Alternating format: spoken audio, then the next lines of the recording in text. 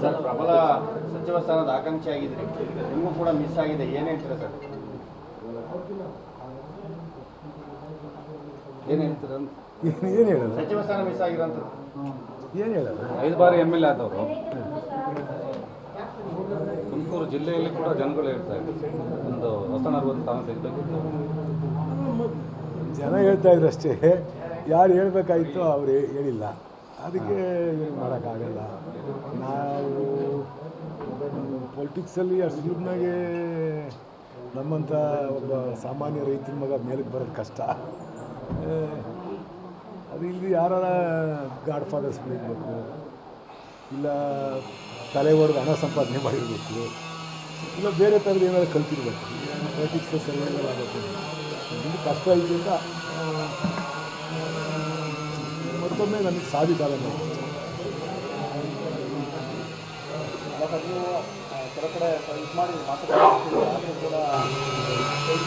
ಏನು ಮಾಡೋಕ್ಕಾಗಲ್ಲ. ಏನು ಮಾಡೋಕ್ಕಾಗಲ್ಲ? ನಿಮ್ಗೇನಾದರೂ ಆಶ್ವಾಸನೆ ಕೊಟ್ಟಿದ್ದೀರಾ? ಏನು ಯಾರನ್ನೂ ಕೇಳಿರಲಿಲ್ಲ, ಆಶ್ವಾಸನೆ ಕೊಟ್ಟಿರಲಿಲ್ಲ, ಯಾರು ಆಶ್ವಾಸನೆ ಕೊಟ್ಟಿರಲಿಲ್ಲ.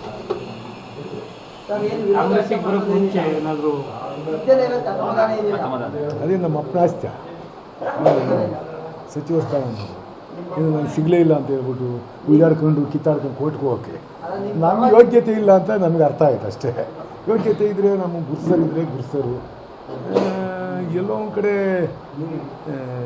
ನಮಗೆ ಅರ್ಹತೆ ಇದ್ದರೆ ಅವಕಾಶಗಳು ಒದಗಿ ಬರ್ತಾರೆ. ಇವತ್ತಾದರೆ ಅವಕಾಶಗಳು ಬರಬೇಕು ಅಂತಂದರೆ ಗಾಡ್ ಫಾದರ್ಗಳಿರಬೇಕು, ನಮ್ಮನ್ನು ಬಲವಾಗಿ ಸಮಸ್ಕೊಳ್ಳೋದು, ಅವಕಾಶ ಕೊಡಿಸೋಂತಕ್ಕಂಥ ಇರಬೇಕಾಗುತ್ತೆ ಅಂತ ಹೊಸ ಪಾಠ ಈ ಕೊನೆ ಕಾಲದಾಗ ಅನುಭವ ಆಯ್ತು ಅಷ್ಟೇ. ಅಲ್ಲ ಸರ್, ಈಗ ನಿಮ್ಮ ಯೋಗ್ಯತೆ ಗುರುತಿಸದಲ್ಲೇ ಇರೋರು ಯಾರು ಸರ್?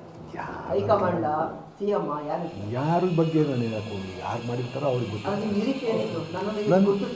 ಗುರುತಿಸ್ತಾರೆ ಅಂತ ಅಂದ್ಕೊಂಡಿದ್ದೆ, ನಾನು ಮಾಡ್ತಾರೆ ಅಂತ ಅಂದ್ಕೊಂಡಿದ್ದೆ. ಯಾರೋ ಅದ್ರ ಬಗ್ಗೆ ಚರ್ಚೆ ಮಾಡಿ ಏನಾಗಬೇಕಾಗೈತೆ, ಏನಾರು ಆಗಿದ್ರೆ ಚರ್ಚೆ ಮಾಡೋದ್ರಿಂದ ಏನಾದರೂ ನನಗೆ ಕಾರ್ಯಕ್ಕೆ ಮಂತ್ರಿ ಮಾಡ್ತಾರೆ ಅನ್ನೋದಾದರೆ ಮಾಡೋಣ. ಅದನ್ನ ಮೀರಿ ಎಲ್ಲ ಹೋಗೈತೆ, ಎಲ್ಲ ಓದ್ತಾಂಡವ್ರೆ, ಎಲ್ಲ ಮಂತ್ರಿಗಳು ಆಗಿವ್ರೆ, ಎಲ್ಲರಿಗೂ ಒಳ್ಳೇದಾಗಲಿ, ಒಳ್ಳೆ ಕೆಲಸ ಮಾಡಲಿ ಅಂತ ಹಾರೈಸ್ತೀನಿ ಅಷ್ಟೇ.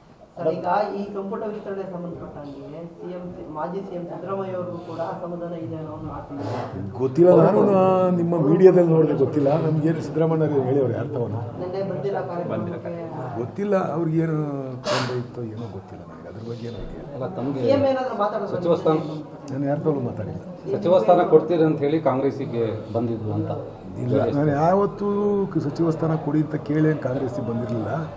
ನನಗೆ ಅಲ್ಲಿದ್ದಂಥ ನಾಯಕತ್ವದ ಬಗ್ಗೆ ಬೇಸರ ಆಯಿತು, ಅವರು ಸರಿಯಾಗಿ ನಡೆಸ್ಕೊಳ್ಳಿಲ್ಲ, ಅದರಿಂದ ನಾನು ಪಕ್ಷ ಬಿಟ್ಟೆ. ಅಷ್ಟು ಬಿಟ್ಬಿಟ್ರೆ ನಾನು ಎಲ್ಲಿರ್ತೀನೋ ಅಲ್ಲಿ ಪ್ರಾಮಾಣಿಕವಾಗಿ ಇರೋ ಪ್ರಯತ್ನ ಮಾಡ್ತೀನಿ ಅಷ್ಟೇ.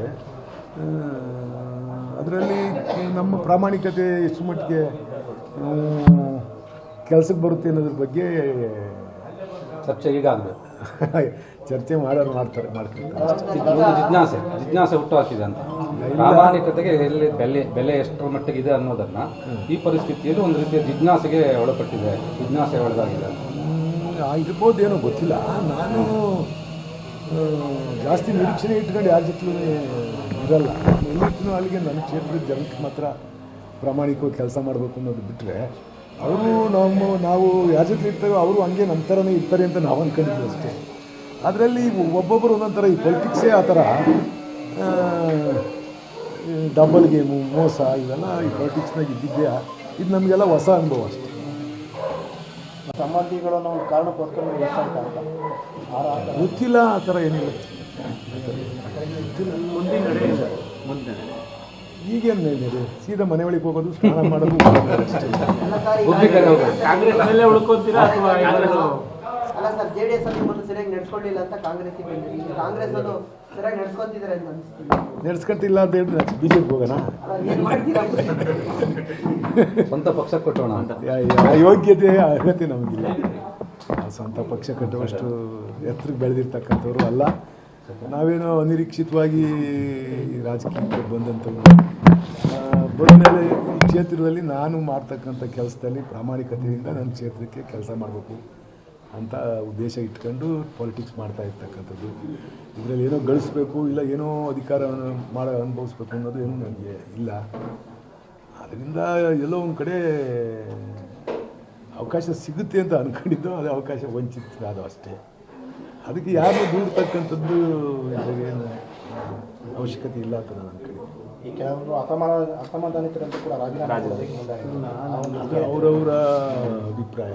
ಕೆಲವರಿಗೆ ಅಲ್ಲಿ ಇಮ್ಯುಲೇಷನ್ ಆಗಿರುತ್ತೆ ಆ ಜಿಲ್ಲೆ ಒಳಗೆ, ಅದರಿಂದ ಜಿಲ್ಲೆ ಮುಖಂಡರು ಕೆಲವರೆಲ್ಲ ಕಾಲು ಎಳೆದಿರ್ತಾರೆ. ಅಂಥವೇನೇನೋ ಇರ್ತವೆ ಪಾಲಿಟಿಕ್ಸಾಗಿ. ಒಬ್ಬರಿಗೆ ಎಲ್ಲ ಈ ಹೆಂಗೆ ಅಂದರೆ ಒಬ್ಬನ ತುಳಿದು ಒಬ್ಬನ ಮೇಲೆ ಬರೋದೇ ಪಾಲಿಟಿಕ್ಸು.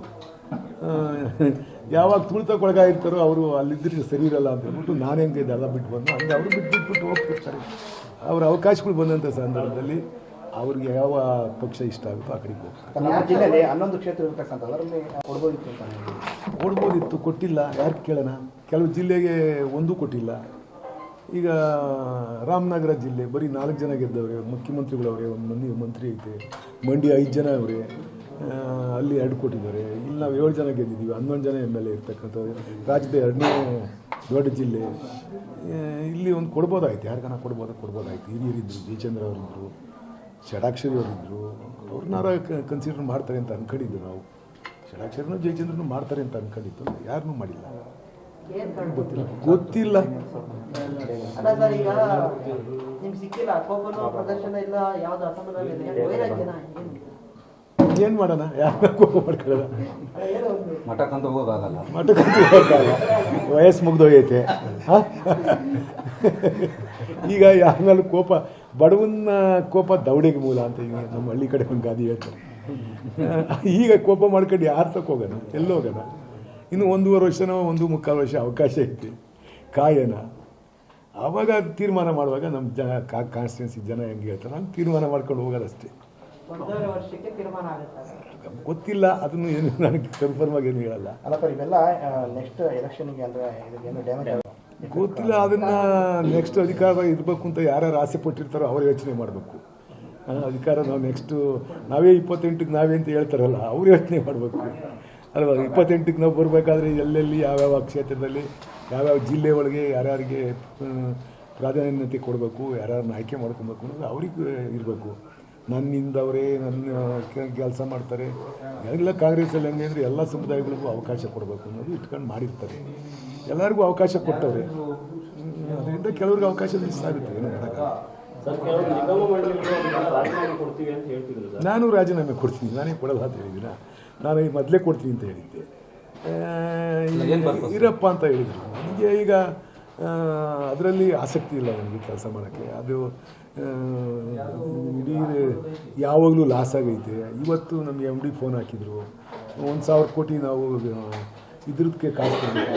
ಈಗ ಯಾರು ಡೀಸೆಲ್ ಸಪ್ಲೈ ಮಾಡಿರೋರಿಗೆ ನಾವು 2 ವರ್ಷ ಅದನ್ನು ಎಕ್ಸ್ಟೆಂಡ್ ಮಾಡ್ಕೊಂಡ್ಬೋದು. ಈಗ ನಾವು ಟೆಂಡರ್ ಕರೀಲೇಬೇಕು, ತಿರ್ಗಾ ಎಕ್ಸ್ಟೆಂಡ್ ಮಾಡೋಕ್ಕಾಗಲ್ಲ.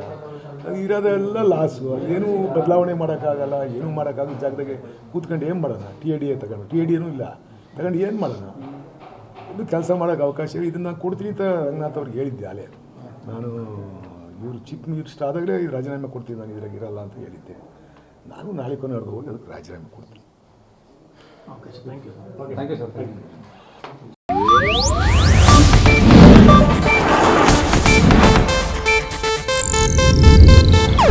ಇದು ಏಷ್ಯಾನೆಟ್ ನ್ಯೂಸ್ ನೆಟ್ವರ್ಕ್ ಪ್ರಸ್ತುತಿ.